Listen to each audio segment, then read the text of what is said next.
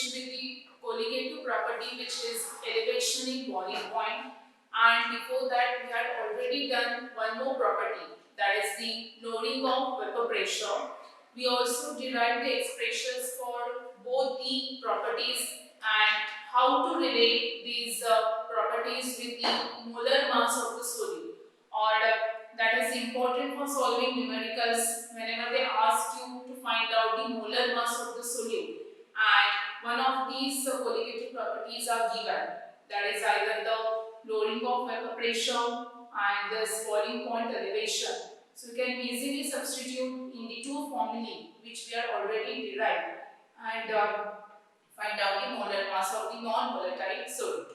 Now let us move towards the third colligative property, and that is depression in freezing point.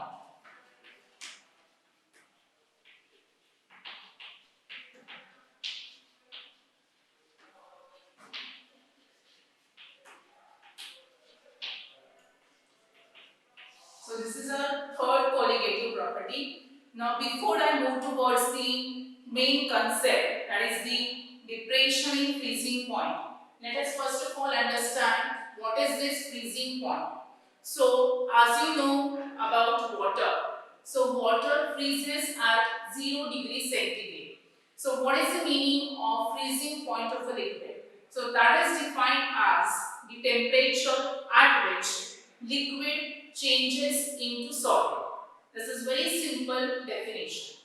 Or in other words, you can also say that the temperature at which both the phases, that is liquid and solid, are in equilibrium with each other and change takes place from liquid to solid. So that is nothing but the particular freezing point of the given liquid. Now, suppose I am saying that I am having a pure solvent, right? So, pure solvent, let us say its freezing point is TF0. It's pure solvent without any solute. So, T stands for this temperature, F stands for the freezing point, and TF0 that is for the pure solvent. Fine.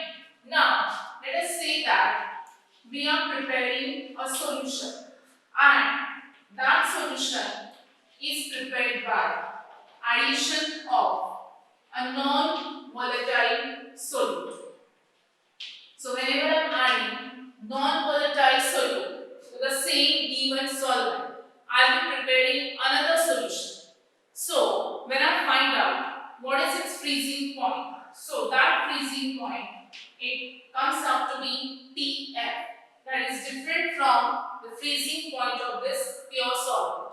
So TF0 stands for the freezing point of pure solvent, and TF stands for the freezing point of the solution, which we prepared by addition of non-volatile solute. Now, what do we observe is that whenever we add a non-volatile solute to the given solvent, then the freezing point of the solution decreases or it depresses. So, which temperature will be less? TF will be less as compared to TF0. So, the difference between the two temperatures or the two freezing points, let us say it is delta TF. So, this delta TF is equal to, now what has happened? This TF, that is the freezing point of the solution, has been decreased, and this particular TF0 is higher than this TF. So the difference will be TF0 minus TF. So I am saying that this particular difference, that is the delta TF, is equal to TF0 minus TF. Why? Because TF stands for the freezing point of solution, it is decreased, and this is freezing point of pure solvent, it is higher as compared to this one. So, difference between the two temperatures is called as depression in freezing point, which is nothing but delta TF.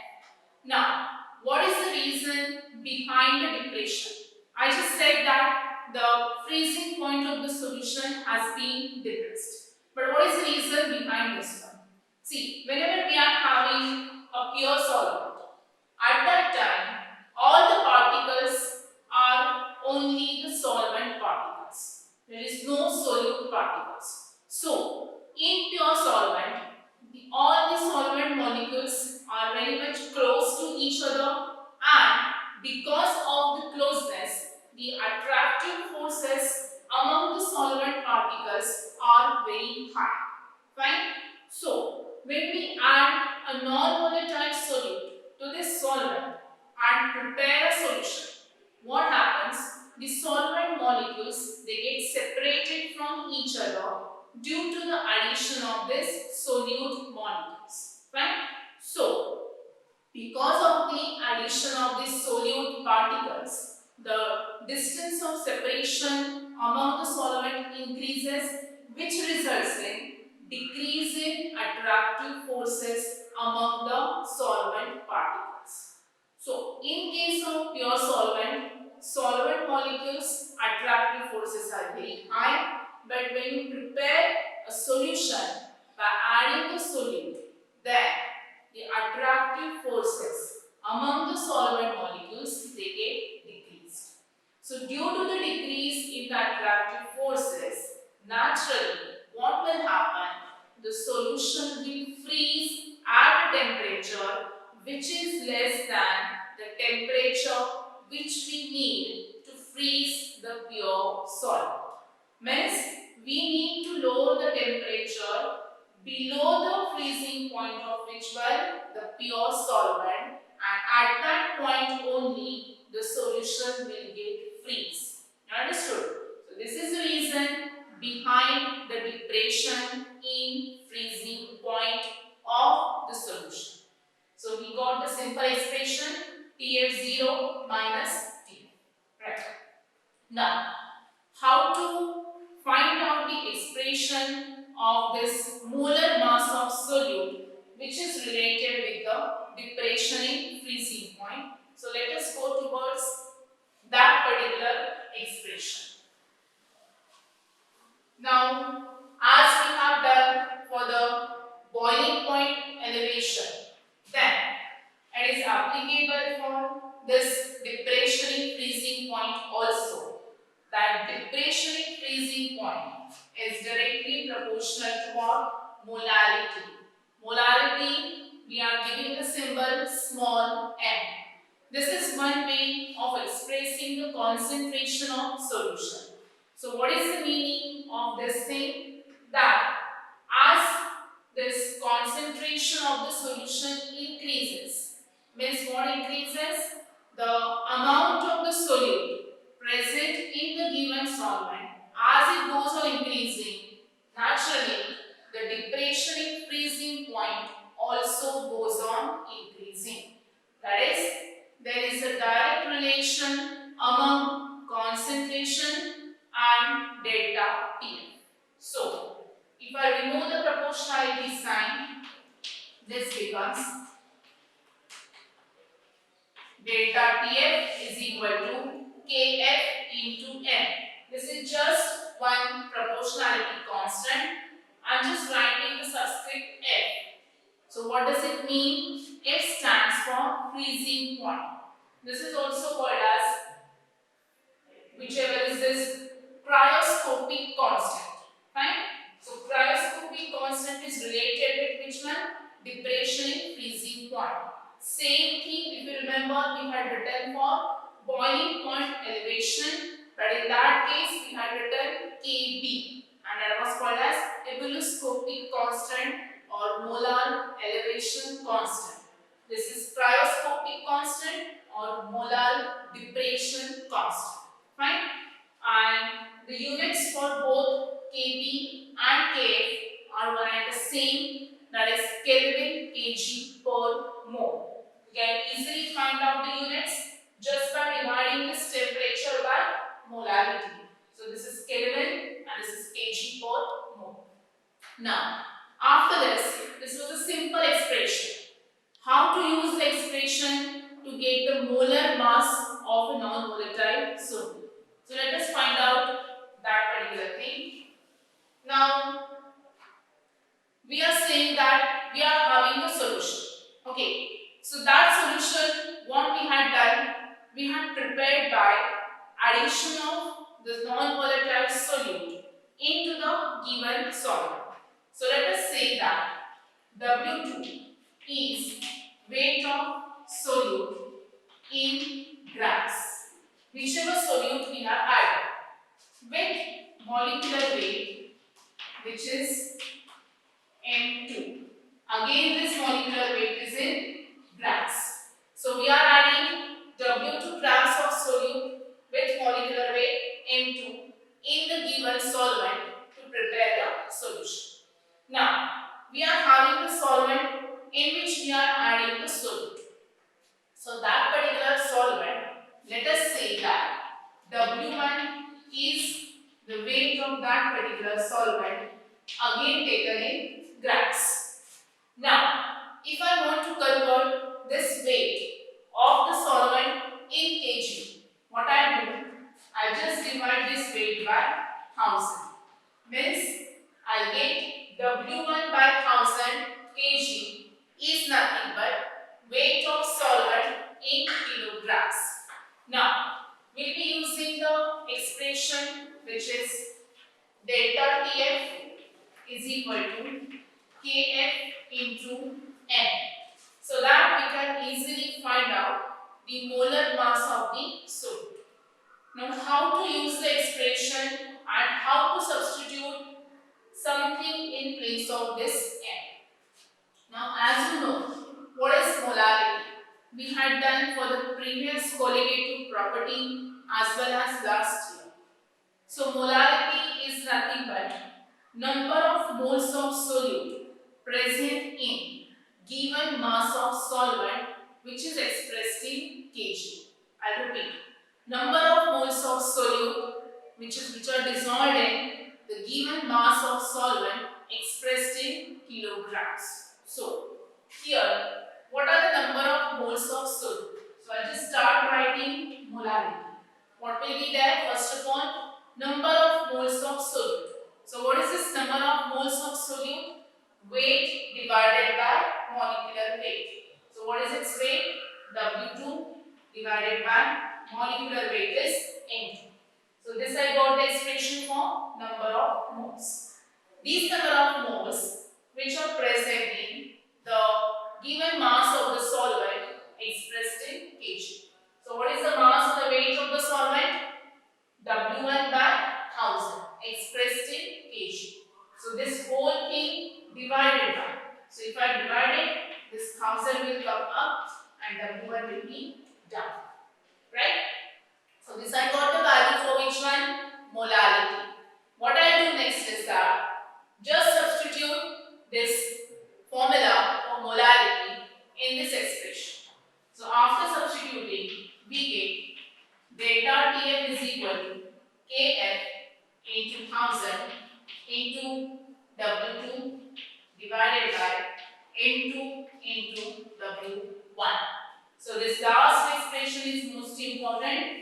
And this is the formula you can use easily for solving numericals based upon this freezing point depression.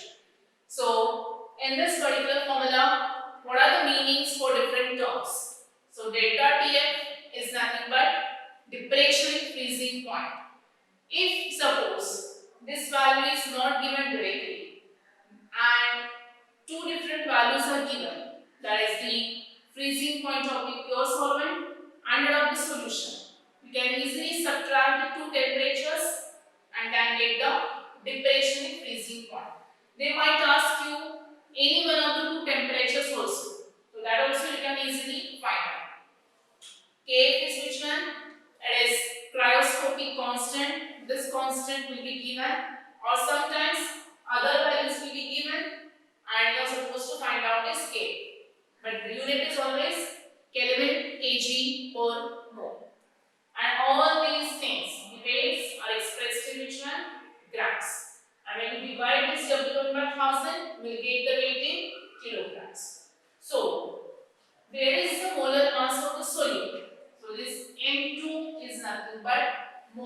mass of the solute. This is depression in freezing point. This is cryoscopic constant. This is weight of the solute. This is weight of solvent. And M2 is molar mass of the given solute. So in this way, you can easily find out the expression for the molar mass or use directly the formula to solve the numericals. So here we had finished three colligative properties. I told you what is the meaning of colligative properties. Properties which depend upon the number of the solute particles and not on the nature are called as colligative properties. The first property we discussed was lowering of vapor pressure. Before that, I explained what is vapor pressure. Then one more we saw with Rolle's law, and after that we discussed this lowering of vapor pressure. We got the final expression also, how to relate relative loading with the molar mass of the solute. Then after that we went for the second colligative property, that is the elevation in boiling point. So why the elevation occurs when you add a solute and prepare a solution, that reason also we had discussed. We got the expression in the same way. Only the difference was that in place of F there was B. So both the formulae are one and the same. If you want to derive, there is no need to keep in mind separately the derivation. Both the derivations are one and the same. In case of boiling point elevation, we just have to use the subscript which is B, and in case of freezing point depression, use the subscript which is F. So in the end, both the formulae are one and the same. You can easily find out the molar mass of the solute. Now, after this one, the last property is left, and that is osmotic pressure. But before going to the osmotic pressure property, let us solve at least one or two numericals which are based upon these three colligative properties which we have discussed so far. So, one numerical on loading of vapor pressure, and anyone which is based upon depression in freezing point, or it can be boiling point elevation. We'll take only one because both the formulae are one and the same. So I will be taking the numerical on page number 35. It's solved numerical. See what they have given. It's problem 2.4. The solution is prepared by dissolving 394 grams of a non-volatile solute. So let us first of all go on writing whatever things they have given. So the first thing they have given is 394 grams, and this is weight of which one? Solute. So always for weight of solute, you are supposed to write down W, and as it is solute, you will use subscript 2. Fine. So it is prepared by dissolving this much grams of a non-volatile solute in 622 grams of water. So 622 grams, this is water. So water, it acts as which one? A solvent. So always, and this is weight, that's why again it is W. And as it is a solvent, take the subscript 1. So this is W2 and this is W1. Now what next they have given is the vapor pressure of solution is found to be 30.74 mm of Hg. This is what? Vapor pressure of solution. This is 30.74 mm of Hg. Always when you say it is solution vapor pressure, then that is represented as P1. There are two symbols, P10 and P1. So P1 is applicable for solution and P10 is applicable for pure solvent. So we wrote it for which one? Solution. At 30 degrees centigrade, they may give you the temperature values, but keep in mind in any of these numericals, second chapter, you won't be using anywhere the temperature, only for the osmotic pressure you may use the temperatures. Then after that, they have given one more thing. same temperature is 31.8 mm of H. This is which one? Water. Now water is which one? Pure solvent. Right? So this is vapor pressure, this is pure solvent. That's why we'll be using the symbol P10. So P1 and P10 we are having. So what we do, they have asked you to find out the molar mass of the solute. So it's very easy. You are just supposed to write down the formula which is related with the relative loading of Vp with the molar mass of the solute, and that formula is P10 minus P1 divided by P10 is equal to W2M1 divided by N2W1. This is the formula we will be using. Now, from this formula, we are having P10, we are having P1. What we are having from the right hand side is that W2 we have already written. This is W1. This also we are already written. Then next thing is we have asked you to find out molar mass of the solute N2. But we should know here M1. So M1 is nothing but molar mass of solvent, and solvent we already know that is water. So 2 plus 16 that is equal to 80. So we are having M1 value also. Just substitute all the values and find out this N2. We will get the molar mass of the solute. So here we finish with one numerical based upon loading of Pp. In the next lecture we will see one more numerical based upon this elevation in boiling point or depression, and the rest part we will see in the next lecture. Thank you.